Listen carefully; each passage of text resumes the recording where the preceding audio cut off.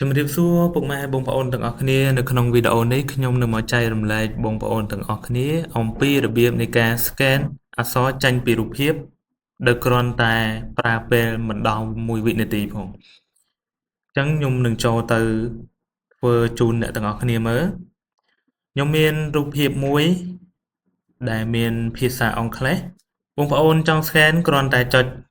Shift បូកនឹង Window បូកនឹងអក្សរ S អញ្ចឹងវានឹងចេញ tool ថ្មីមួយគឺ Text Extractor ចុចលើវាមួយប៉ចមក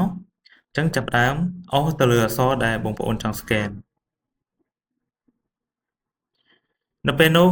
រូបភាពគឺត្រូវបាន scan ហើយអក្សរក៏យើងត្រូវបានប្រើប្រាស់បានផងដែរនេះជាអក្សរដែលខ្ញុំបាន scan ចេញពីរូបភាពមិញវាមានភាពងាយស្រួលមែនតើ tool មួយនេះដែលបងប្អូនចង់ប្រើប្រាស់ scan ទៅលើអីមួយក៏ដោយដែលអក្សរហ្នឹងងាប់យើងមិនអាចប្រើប្រាស់បានយើងមិនអាច copy ផ្ទាល់បានគឺយើងអាចប្រើប្រាស់វិធីសាស្ត្រនេះបានសោកស្ដាយបើមានអក្សរខ្មែរមួយទៀតក៏រឹតតែល្អប៉ុន្តែខ្ញុំសង្ឃឹមថានៅថ្ងៃខាងមុខ Windows នឹងអាច update ឲ្យស្គាល់អក្សរខ្មែរបានអូខេវីដេអូហ្នឹងគឺមានតែប៉ុណ្្នឹងឯងអរគុណបងប្អូន